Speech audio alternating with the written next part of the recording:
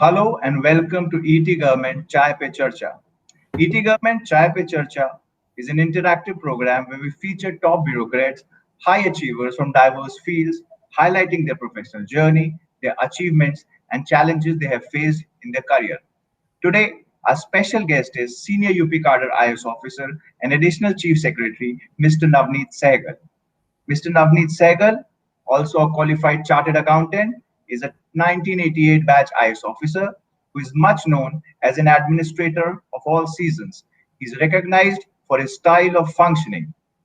In a span of over three decades, Mr. Navneet Sehagal has also served as secretary to the UP Chief Minister and was at the helm of several key departments, including State Urban Development Authority, Energy Department, Chairman and MD UP Power Corporation, and CMD State Industrial Development. Welcome to Chai Pe Charcha, sir. Thank you. Thank you, Vijay. So let me begin by asking you, you are a qualified chartered accountant. Then how and when did civil services happen? You see, I passed my graduation when I was 19 years old. So, always it has been an idea in my mind that I must appear for the civil service. But that point of time, I was just 19-year old, and you see, minimum age is 21. So instead of going for a master's degree in commerce, I was doing BCom. Instead of going in for master's degree in commerce, I thought, let me take up this professional course. So I joined chartered accountancy, and I finished in a minimum, that is minimum possible.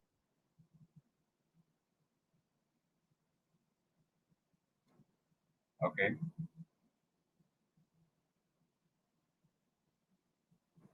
I think there's some issue with the connectivity. We'll just connect with the sir and we'll just carry on with this. Right now, I think there's some little issue. Our team at the back end is fixing it. So then we will understand about the journey, professional journey of. Uh, yes, sir. I think there was a connectivity issue. Yeah, I was talking about this that when I was doing chartered accountancy, at the same time there was an opportunity to do company secretaryship. So I simultaneously also joined that. So in a span of 3.5 years, so I completed both the chartered accountancy and company secretary. But there was always this the thing in the mind that I must appear at least once in the civil service, because you see, civil service has always been considered as a premier service, and it gives you an opportunity to serve the society. It also gives you an opportunity to do kind of wide-ranging professional jobs which you would otherwise not get an opportunity to.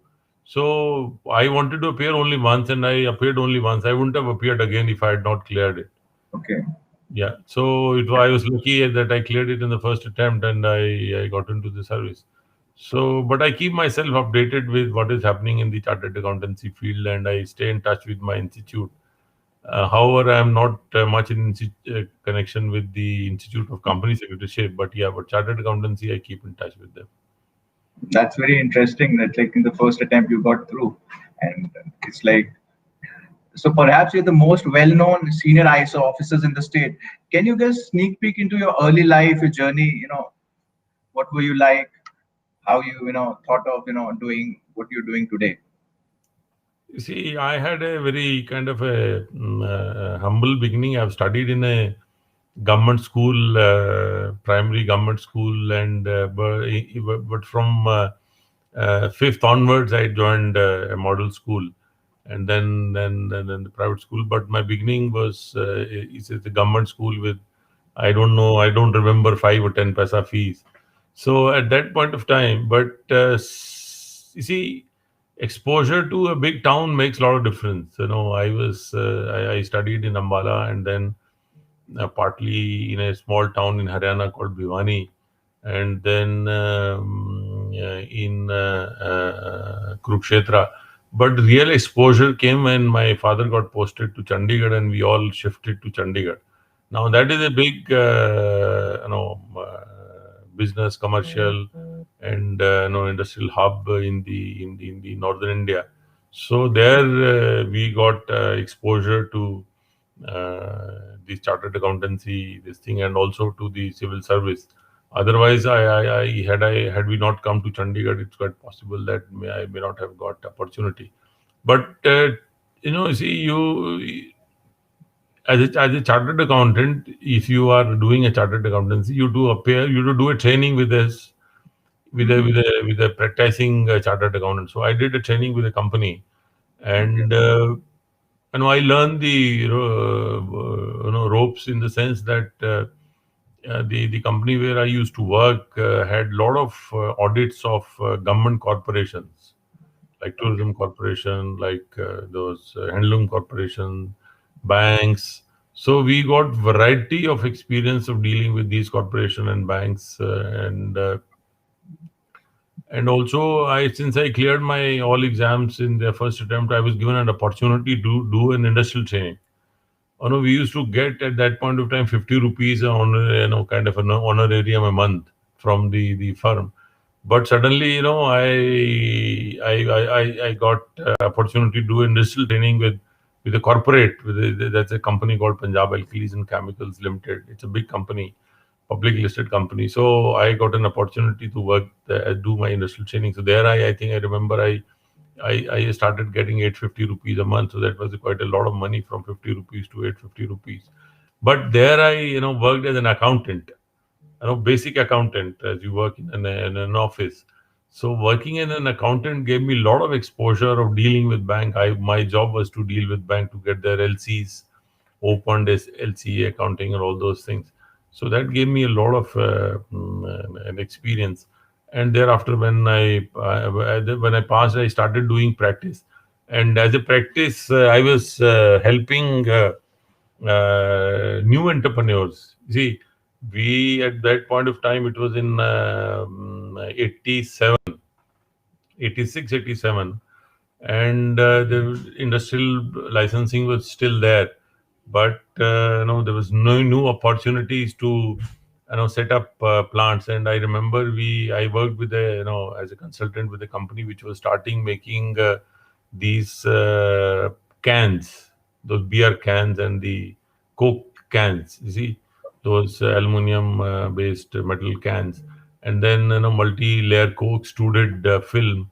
And one of my clients also brought in technology from Italy to make these ceramic tiles. This was in 86, 87. Oh, So that also gave me a lot of exposure into industry, how the those and I also understood the licensing Raj of that time, as from the other side. Now we are in the government, but from the other side, and what kind of difficulties one has to face to go through the government's licensing system. And yeah, but that was a lot of learning experience. And when I joined service, I was posted did my training in a place called Saharanpur. There, I was exposed to elections in my first training time only. There was a assembly election, and my collector was very nice, a very nice gentleman. These days, he's chairman of ICICI Bank. So he helped me to learn how to conduct in an election. In fact, that helped me because a year later, after finishing my training, I was posted as sub-divisional magistrate in a place called ETA. And as sub-divisional magistrate, I was thrown into a full-fledged parliament and assembly election together. And since there was no officers, so I was also made the deputy district election officer and a returning officer of a parliament constituency. No, just after 2 years of service, I was handling a parliamentary constituency as a returning officer. Normally, it is with the collector. That experience you need. But anyway, because I had during training, I had handled an election, so it was easier for me. But yeah, it gave me a lot of those exposures into the system. Then from there I went to Dehradun as SDM, and from there I was in Haridwar as vice chairman of the development authority. But if you see my experience of 30 years, more than 30 years in the service, I find I draw a lot of satisfaction because I could do plenty of things which I thought I must do and which were in my mind. You see, as an officer, my take is always, as an officer, if you start a project, you must complete it, and you feel happy when you see it completed. And I won't boast. I have a kind of distinction of completing many first of kind projects in the country. Like I remember when I was chairman Power Corporation, I had started and I inaugurated longest highest tension transmission line between Unnao and Anpara. That was 765 kVA transmission line with it's 800-kilometer long, and I know unexpectedly I got a call from the chairman Power Grid at that point of time, congratulating me, sir, you have completed this the longest transmission, highest voltage transmission line in the country, and I congratulate you. So these the another project which I feel happy to work about is that Agra has a very kind of a bad quality water, very salty, and so we were working to bring Ganga water to Agra. This is a project we were working with JICA. And I remember I fought with engineers. I was chairman of the Jal Nigam at that point of time. I fought with the engineers to tell them, see, we don't want to see. What they had done was they had put pumping sets all along the way. It was more than 150-kilometer long pipeline traversing from Bulandshahr to Agra. And I was not happy with it. I told them, no, you see, pumping sets, if you put 3, 4, 5 pumping sets on the way, and there is electric failure somewhere, and water will not reach. So I insisted, and on my insistence, they reworked. They made a design on gravity, and now I'm happy that the work is complete and the water is flowing down from Bulandshahr, and the Ganga water is flowing down to Agra without any electric pump. It goes by the on gravity without any pumping anywhere on the way. So it is reaching there. And similarly, when the Agra Lucknow Expressway work was given to me, it was no land was acquired at that point of time, and I was told, okay, you acquire land, you purchase land, and then start constructing, do the tendering process and everything.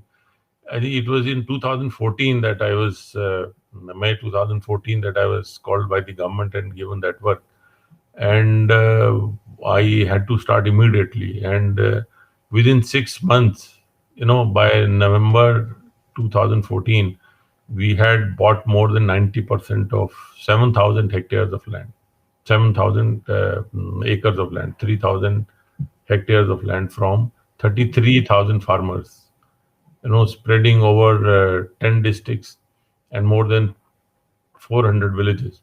So that itself was a challenge, completing it in 6 months' time, the whole land acquisition. And in between, I parallelly worked on tendering process, and in of November 2014, we did the foundation stone of that road, and the estimated completion time was 36 months. So it would have gone up beyond the tenure of the government. So they said, no, you have to complete it within the tenure of the government. Before time, Yeah. Agra.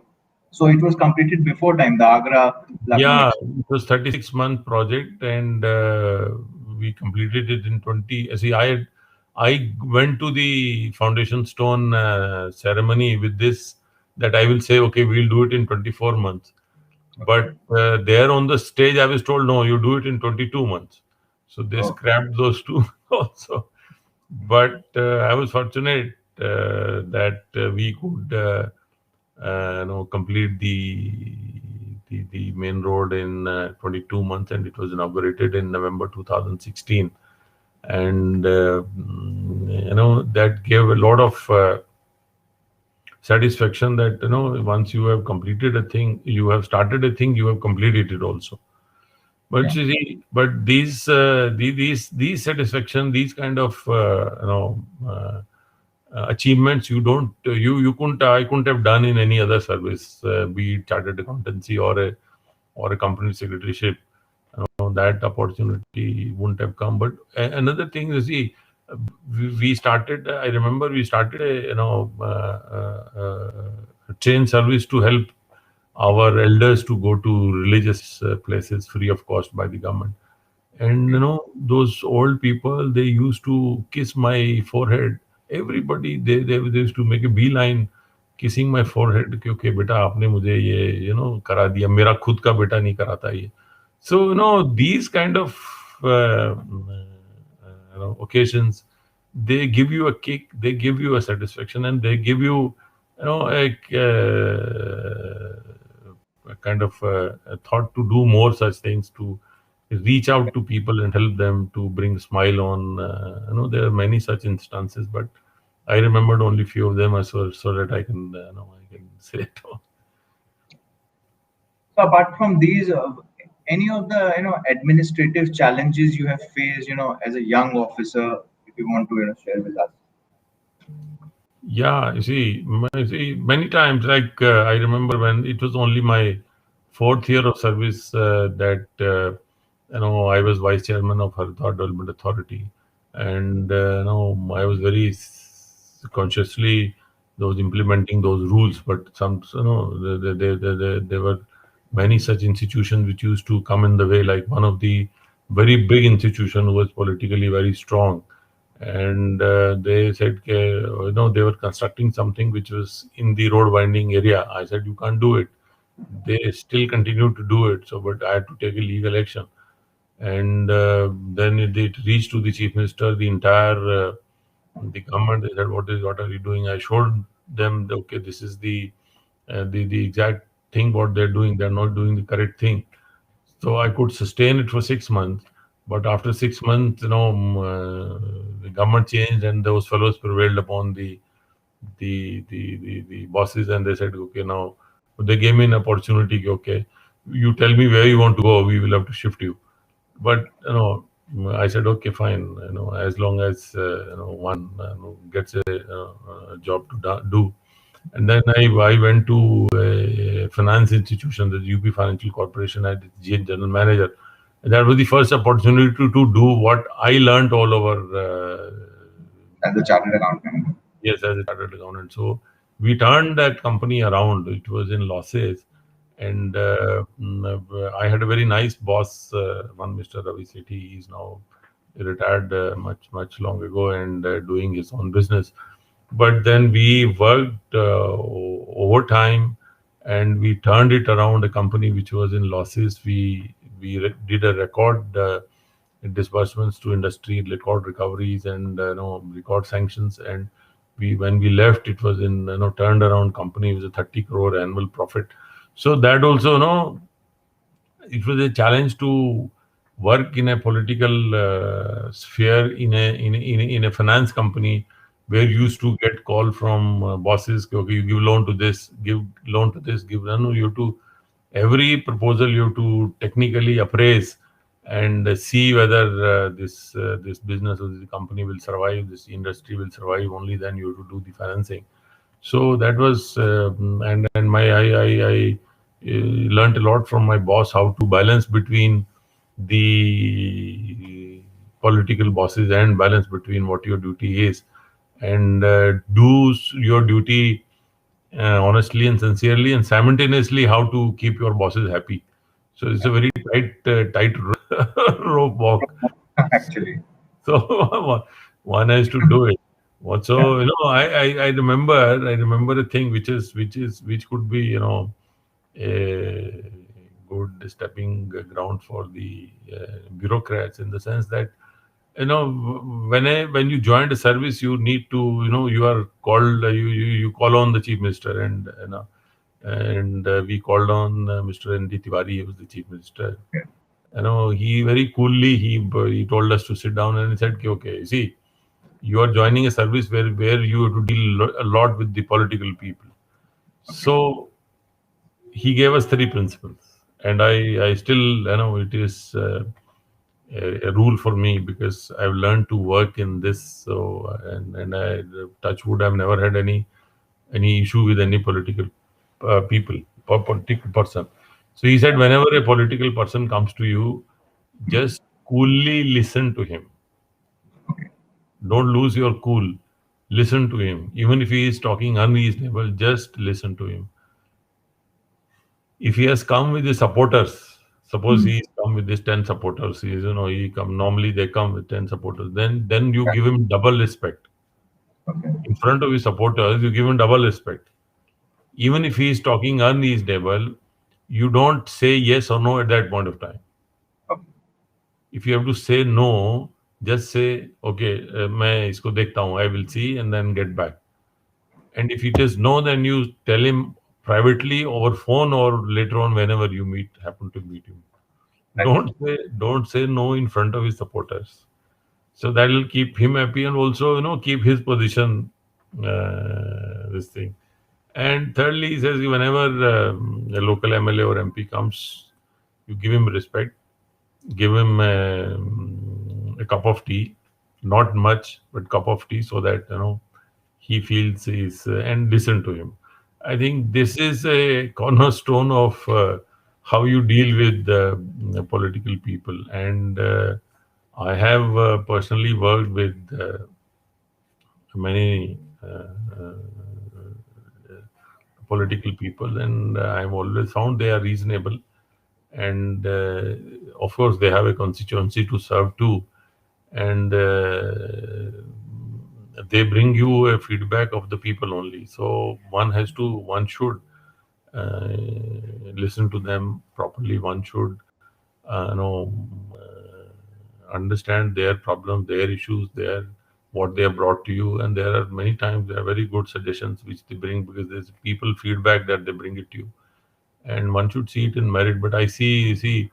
I was very, I feel very this thing when, these days I find new officers, junior officers immediately reacting to whatever a political person is saying. And if a senior officer is saying, they will immediately comply. But the same thing is told to them by any political people, they would react. So whenever I have also the opportunity to addressing the probationers, and I always tell them, okay, you see, it is a political democracy that we work in, and they bring a lot of sometimes many of them bring ideas, many of them bring their experience, many of them they bring the feedback from people. You must listen to them, give them a patient hearing. Don't immediately react to what they are saying. So it has helped me a lot. Well, that is a great administrative mantra. I believe, for a lot of youngsters, young officers listening to the program. So, so moving to tell us about some of the e-governance initiatives, taken in Uttar Pradesh. And do you have any specific reason why UP is procuring more from government e-market portal, that is like e-gem portal? Yeah, see, there are two, three things. You see, in the present government, we have put a lot of the cash flows to beneficiaries through DBT. Our Okay. chief minister is very keen that that the whatever transfers are done from government. I think Honorable Prime Minister he has been the main force to take this call by the government. Is that we must directly transfer to the beneficiary's account. You see, Okay. what used to happen was that the money used to travel from the headquarter to the district, and from there it used to be drawn, and checks used to be issued. Check was a later on thing. Earlier, a cash was to be given, but then it started that giving check. And whenever a beneficiary used to be given a check, always there was a doubt that the people who are distributing checks may be misappropriating a few things. But now what is happening is with the current government, the money is now being transferred directly from Lucknow to their account, to beneficiaries' account, and that's a very big e-governance initiative. Yeah. And it straight away the beneficiary doesn't have to go anywhere, like pensions, scholarship, many such transfers, like Pradhan Mantri Kisan Samman Yojana, that agriculture, for agriculture, it is directly going to the farmers in their account only. That nobody touches them, straight away goes. So that way, the misappropriation by middlemen, misappropriation by the lower officials, it is avoided, and the money gets. It's one of the biggest reforms based on e-governance that could have happened in the country. And the second thing is about the procurement. See, government and government agencies are doing huge procurements, Okay. and but our chief minister has been very strict about it. He said no. No way, every department has to buy it from GEM. That's a government e-marketplace. Okay. And we are now the top buyer on GEM marketplace all across the country. And that is because of the chief minister wanted to bring in transparency in total procurements. Okay. And it's compulsion now. And you wouldn't believe, even I found another file one of these days when our honorable governor's office wanted to buy something, and they wanted since that product was not available on GEMS, they wanted an exemption. It went through all the way. So the insistence of the chief minister, his insistence that we must buy from the e-marketplace, because that's a transparent. And earlier in Uttar Pradesh, there's a lot there's always been a lot of complaints about this procurement business, and bringing it on government e-marketplace has reduced the complaints also, and has reduced the possibilities of manipulations by officials and manipulations by a lot of dealers and suppliers about the purchase. And as I told you, we are number one in the country of on government procurement, and it has been going on, and it is one of the very big e-governance initiative. Another thing which our chief minister has insisted, and we followed it, is another thing of transfers of officials. Now that is also on a merit based online system, and that is also like teachers transfer. It's huge. A number of teachers are there, and each time the transfer used to bring in a lot of complaints, but these days it is on online merit based system, and many of the departments have also, on the instruction of the honorable chief minister, has followed. And now we have spread the common service center. You see, that is the way for the rural masses to get connected to the world. So we have in our state, we are opening another 130,000 these common service centers. Even we have 97,000 villages, and maybe in some villages there may be two these common service centers. But now common service centers have been opened, and many of the documents which when one requires, like birth certificate, death certificate, and copy of your revenue record, that is also now available through common service centers. So you don't have to travel, you don't have to look for Lekpal. Go on to the site, they will provide you with a electronic copy of the Khatoni and Khasra, and so some of them, like another thing which is happening, which honorable prime minister has initiated, and many it's being followed in the states and here in UP also. It's called Gharoni. See, traditionally there have been a lot of disputes in villages, rural areas, about the habitations, because habitation are not were not measured and were not recorded. See, simply in a revenue map you will find Abadi. There's nothing beyond. Who's Abadi? There was no record, and it brought in lot of small riotous situations, people fighting each other, injuries to people. So this with technology, what now they are doing is with the drones, they're doing a survey of the village, marking actual possession of each one person, and then recording his name along with the measurement of the plot that he is in possession of, and then marking his name there. So it is helping many ways. It help in one, to give ownership of that property to that particular person who's residing there. Second, minimizing disputes and between neighbors, rural areas, minimizing rural unrest. And the third thing is it is enabling the owner to go to a bank and take loan. People could not take loan because since there was no name to a particular place, so they could not, the banks could not mortgage it. But now you can go to a bank and mortgage that property and get a loan for either for consumption or for industry or for their agriculture needs. So it is a major reform, and it will make a lot of difference to the lives of our rural citizens, because it is empowering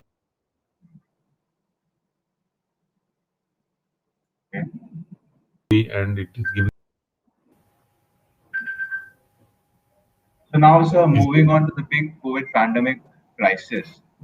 How did you think UP tide over the recent COVID wave in a record time? And what was the role of technology in tracking, tracing, and plugging the gaps? you see, UP. You see, the thing is that UP's model is a very, it's unique, and since it UP can't do innovations, UP can't do this and that, but it is UP's model. I will tell you why. You see, the honorable prime minister had given this model of your trace, track, trace, test and treat.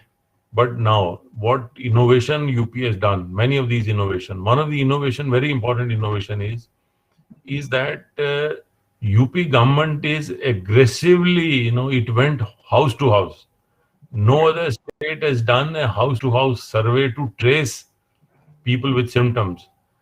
UP government is the only one that earlier, last COVID one, we started with house to house surveillance of each rural and urban household. Okay. And I myself, one of these trips, I myself went with one of the surveillance team to few houses, and they used to, they had all the equipments, those those thermometer, oximeter, and a team to collect sample on call. Like a team used to go to a house, and they used to call everybody in the house, and they used to take temperature, the oximeter, they used to take the oxygen level, and if anybody was found with any minor or major symptoms, immediately, after going through that particular street, they would collect 3 4 people and call the mobile team. The mobile team will come and collect the samples. So aggressively, no state has gone to trace. And I will tell you, we have covered, out of population of 23 crores, we have covered 17.23 crore people personally. Personally, government has reached out to so many people to find out if they have any symptoms. Okay. And then another thing that UP did was, and which was then followed by many states, is to start an integrated control and command center.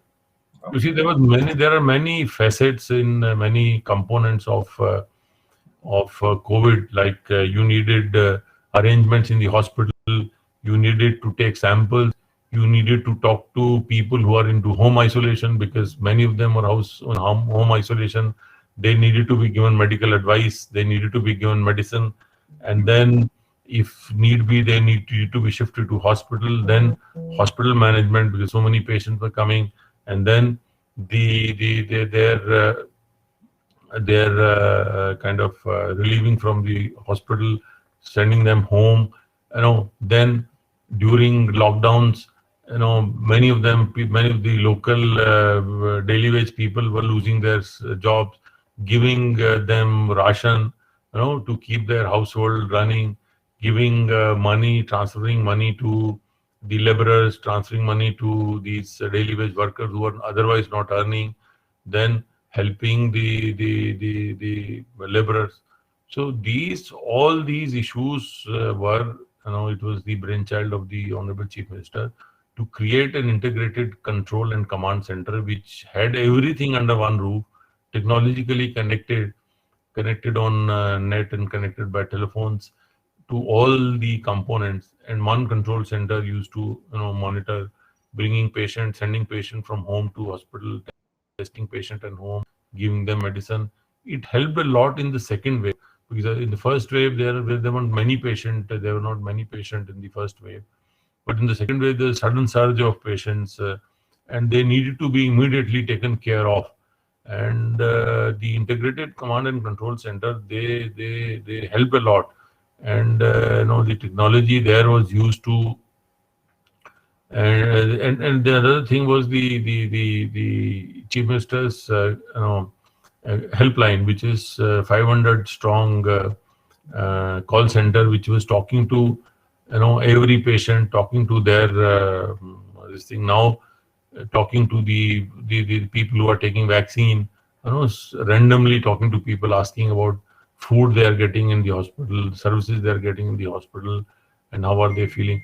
So this model of tracing is unprecedented. No other state has done it, and it has helped us to, you see, the one important catch in this COVID is that as early you catch the person with the symptom, you quarantine him, isolate him, give him medicine, and do a contact tracing of people around him or her, and break the chain of communication. And that helped us. That helped us by aggressively tracing people with symptoms. And then another thing which our chief minister has been insisting is that do as much test as possible. You see, when COVID first came, UP did not have any lab to do RT-PCR test. I remember we had to send the samples to NIA Pune to do the sample test, and we didn't have the specialized services available here, so we had to send the patient to Safdarjung Hospital in Delhi. But the lockdown helped us. The earlier lockdown announced by the Honorable Prime Minister, basically that was to improve the infrastructure, and it really helped us to improve the infrastructure in the state. And we started getting RT-PCR labs through our government system, through CSR, and many such organization. And today we have a capacity to do more than 3 lakh RT-PCR tests every day. And Chief Minister has been insisting that we should not reduce the number of tests. Like today, there were 88,000 cases only, positive cases in the state, but we did 260,000 tests. So 260,000 tests we did, and only 8 cases are there. Basically, that testing is like number of tests, because the number of we are not, because the Honorable Chief Minister, his theory is that we must test as much possible people as possible, because to root out any even smallest cause of spread of this virus. And this second wave, another innovation which was done by Uttar Pradesh is the partial corona curfew. Like many of the states, they went into lockdown, full lockdowns. Uttar Pradesh, they did not, because you see, the issue was that we must save lives and we must also save livelihoods. And industry was kept open. The industry was requested, and they were given instructions to follow proper COVID protocols, keep COVID beds, keep COVID care centers in industry, and keep their laborers to maintain social distance, but keep working so that the labor they don't lose their jobs, and and also the side by side of employment, productivity keeps, so that help us to, keep one portion of our population, employed. Only the movement of people was stopped, so that, if people are traveling from here to here, they don't carry the virus with them. And now we are very clear where the if like today, there was a film unit which had come from Pune. They were shooting, and 5 people out of them, became positive. So we know where the virus is now, where it is, where how can it travel. So this is the personal intervention by the Honorable Chief Minister that has helped Uttar Pradesh to control. Another thing that Chief Minister himself, like many of us, were not traveling, but he took courage after suffering through Corona. He personally traveled, and he traveled. He went to the villages. He went to the containment zones where the Corona patients were there. He went to the hospitals, went around, talked to people, encouraged the health staff, gave them a lot of appreciation. And it really, when the Chief Minister himself is leading from the front, it helps to, generate a lot of enthusiasm, a lot of, you know, encouragement for your health and lower staff. And that is the reason why, why Uttar Pradesh is now been kind of able to control the second wave, while many of our other states, some of the states are getting cases in thousands. But touch wood, as I told you, we only had 88 cases yesterday, and they are in the range below 100 only. And many of the districts, they don't have a single case of COVID. So this is another thing that the state has been efficiently able to do it, is that in the first COVID wave, when there were lockdowns in many of these states, almost 40,000 people came back to Uttar Pradesh from other states. I know they were called migratory workers. But this time around, when there was a lot of lockdowns in other states, not many came back. Only 4 or 5 lakh came back. Last time, 40 lakh people came back. The one innovation that was done by Uttar Pradesh was to note down, do a skill mapping of everybody who came back. And those skill mapped people have been, their biodatas, their details have been shared with industry, training institutions across the board. And, at least 10 to 15 lakh of them have got employed here only in the state in various capacities. They got job or they got self-employed. So it's a major, one of the major achievements that the government has of accommodating the migratory persons back home only, so that it is utilizing their capabilities, their trained, their skills for improvement of empowerment of the state. So how is the vaccination program progressing in UP? And will you be able to meet your target of vaccinating 10 crore people by September, October this year? No, we had kept a target of, and we are still working on that, to vaccinate 10 crore people by August. Okay. So now, last we kept a target of 1 crore vaccination in the month of June. And we did 1 crore and 20 lakh. And now also, we are doing almost 6 to 7 lakh per day. It's only the little question about, the availability of vaccine from the suppliers. We have the capacity to do 15 to 20 lakh vaccinations a day. And if we do that, then we can do 10 crore in 2 months. We've already done now almost 4 crore we are touching. Okay. We were touching 4 crore, 3 crore, 96 lakh we have done till yesterday. And we still have 1.5 months. And if we are trying to get the supplies improved. Once we get it, we can do 4 to 5 lakh in a month's time. So we still have the hope that we can do 10 crore by August. And the vaccination is another thing. And what we have done is to do connected with the technology, is that In rural areas, the common service centers have also been asked to help rural citizens to log themselves and get themselves registered on the portal, and that is free of cost. Anybody Okay. can go across a common service center in Uttar Pradesh and get himself registered, and that will help.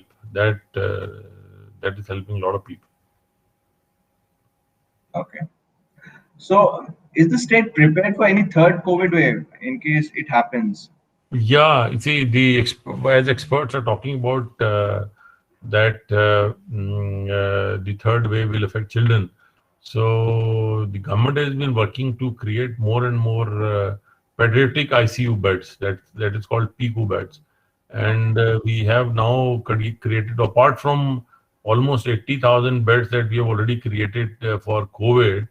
These we have created another 6,000 beds only for children. That is, they are children specific beds in all the hospitals, like 100-bed ICU for children in all the medical colleges, then 100 bed, the 20-25 beds in each of the district hospitals for pediatric ICU, and one or two community health centers. They will have oxygen concentrator with beds. And another thing that the our government is doing is to arrange for a oxygen plant for many of the hospitals. Like we have record 541 oxygen plants which are being under construction for most of the hospital, and 156 of them have already started functioning, and many of them are now working to we are working to complete their construction. So that is a big thing for the third wave, in the sense that in second wave we faced a lot of oxygen issues. You must have read about, but we, with the help of Government of India, we were able to manage that situation, in the sense by getting tankers to fly back, and getting tankers by road and by rail and all those things. But now, next time around, there will not be any oxygen issue, because more than this, I was saying, more than 540 new oxygen plants. There's a standalone oxygen plants for hospitals. They are under construction, and sufficient oxygen will be available in the hospital. So two things. And the third very important thing that the state government has done is that to get parents of the children below 12 vaccinated on priority. So we Okay. have a separate parent booth, it is called, where parents of children below 12 years of age, they are the only one who are vaccinated on priority, so that if the children get affected, at least their parents who Yeah. they are already vaccinated twice, so they can take care to an extent, and there won't be any so these three things that they are arranging for the ICU beds for children, the oxygen plants, and vaccinating the children of the parents of small children. These are the innovative things that the government is doing at this moment, to kind of get prepared for the possible or expected third wave. Okay. So, on a lighter note, you're known to be an administrator of all seasons. So, we would like to know what keeps you occupied when you're not working, and something that interests you. What would, if you would like to share with us? See, I think it's very rare when I'm not working, but yeah, I love golf, and I am involved in many philanthropic organizations. Okay. We run a small NGO which works for children, like abandoned children. We used to we had a system where the abandoned children from the railway station, we used to kind of save them, rescue them, and put them into a formal education system. And many of them, some of them have grown up to be good citizens, and they are employed at some of the other places. So there I used to take interest, and also my like playing golf and cricket. I play cricket, of course. After the accident, I had a major accident in one. Expressway. Yeah, and I had almost 38 fractures in my body, and including fractures in my cervical also. And it's the grace of God and good, maybe good uh, But deeds you still, that but you still saved. like to travel by road, I believe. Yeah, but these days, you see, these days you have to mostly travel by roads, because if I have to go into Delhi, then traveling by air is you are Yeah. exposing yourself to a lot of crowd, so it's better to travel by road. But the road is great, excellent road from Delhi to Yeah. Lucknow, so it gives you pleasure. And Yeah. tell you, I traveled most of the expressways in the world. I have Okay. traveled on expressways in UK, traveled on expressways in US, and we were constructing this expressway, we did a Mhm. lot of innovation, which I learned from these autobahns and the expressways all across the world. And one of the Yeah. important thing, it's a very small thing. You see, when you are going on the road in India, there are expansion joints, and Yeah. you get jerks on these expansion joints. I said, no, there wouldn't be any jerk in the road that I make. Okay. So I had gone to US and I was traveling on their highway. I stopped my car in many places and saw myself how their expansion joints are there. And you see, yeah, it is like this. Their expansion joints are like this, and it was not manufactured in India. And I said, no, we have to get these for the Agra Lucknow expressways. Okay. And then we had to get that company. They started manufacturing in India. They said, okay, we'll do it for you. I said, no, I can't take the other expansion joint, because I don't want anybody to get a jerk when he travels on this road.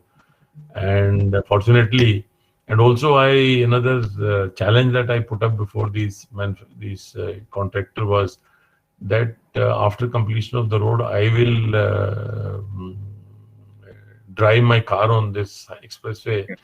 with a glass full of water on my dashboard. Okay.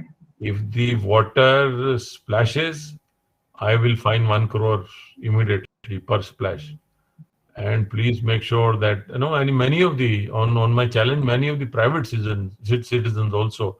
A lot of films are posted on YouTube where Okay. people took it upon challenge themselves. Okay, let's see कि इस पे पानी रख के चलें तो पानी छलकता तो नहीं है. And that's just to give them that it's a word quality Mhm. surface you're traveling on, and you won't get jerks. So it gives you a lot of satisfaction that okay, today also when I travel and I feel the difference between when I travel from Delhi to Lucknow, from Delhi to Agra, and Agra to Lucknow, it's different experience altogether. So finally, what is one thing that has been consistent and stayed with you over these years?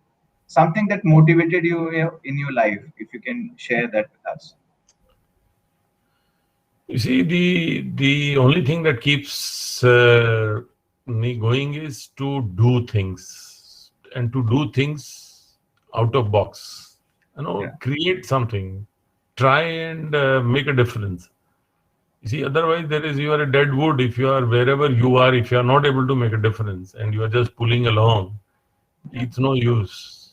So the only thing which keeps me going is to when I get the opportunity to do something, to do things, to give a get a opportunity to do implement an out of box idea, new thing, and you to sincerely believe and or do it sincerely, that yes, you want to do it and you can do it.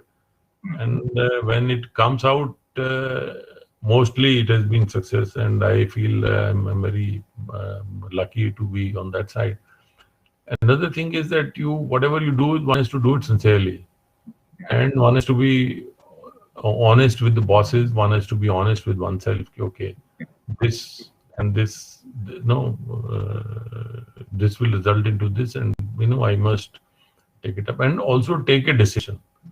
Many of us, when we reach at this level, we avoid taking decision, and that undecisiveness will, I don't know, I can't live with that. So that is the only thing that keeps me, going. So with this, Mr. Segal has candidly answered all our questions. We thank him for sharing time and chat with us. Thank you, sir. Thank you so much Okay. for Thank joining you. us. Thank you. Thank